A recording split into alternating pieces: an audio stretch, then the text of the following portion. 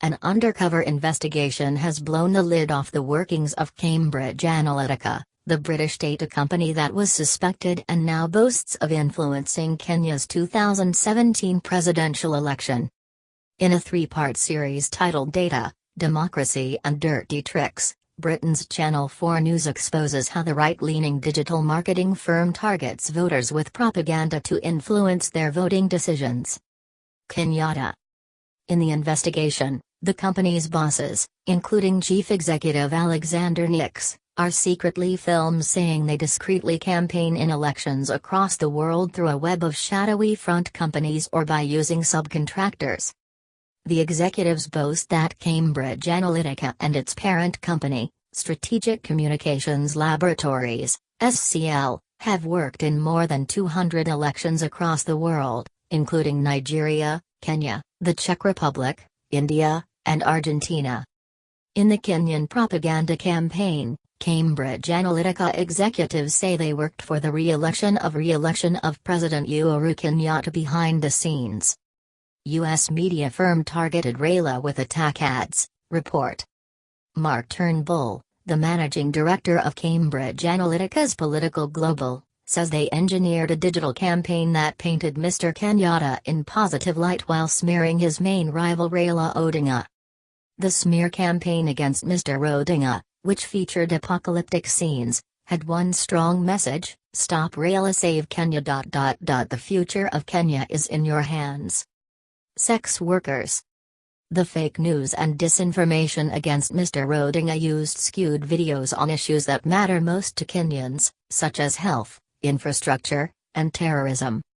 In one such video, the Orange Democratic Movement leader is portrayed as a sympathizer of Al-Shabaab, the Somalia-based and Al-Qaeda-linked ragtag militia that has declared war on Kenya. And Turnbull, in the secret recording by Channel 4, reveals the much they delivered for the Ruto and Jubilee Party campaigns. The Kenyatta campaign, which we ran in 2013 and 2017, he starts off. And what have you done in Kenya? Poses Channel 4 journalist.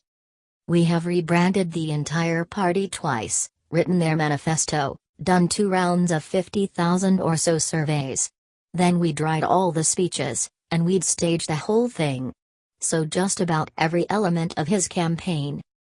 Achieve their goal. Cambridge Analytica executives say they use many tactics, including entrapping politicians in compromising situations with bribes and Ukrainian sex workers. In one exchange with the undercover journalists, Nix says they send some girls around to the candidate's house to dig up information on political opponents of their clients. The company also offers to bribe politicians on camera and use such recordings against them. Bribes. We'll offer a large amount of money to the candidate, to finance his campaign in exchange for land, for instance. We'll have the whole thing recorded, we'll blank out the face of our guy and we post it on the internet, Nix is quoted by Channel 4 as saying. Bribery is a punishable offense under Kenya's election laws. Such damaging information is discreetly pushed into the internet and social, according to Turnbull, the managing director of Cambridge Analytica's Political Global. He tells Channel 4, we just put information into the bloodstream of the internet, and then watch it grow, give it a little push every now and again. Like a remote control. It has to happen without anyone thinking, that's propaganda, because the moment you think that's propaganda, the next question is, who's put that out?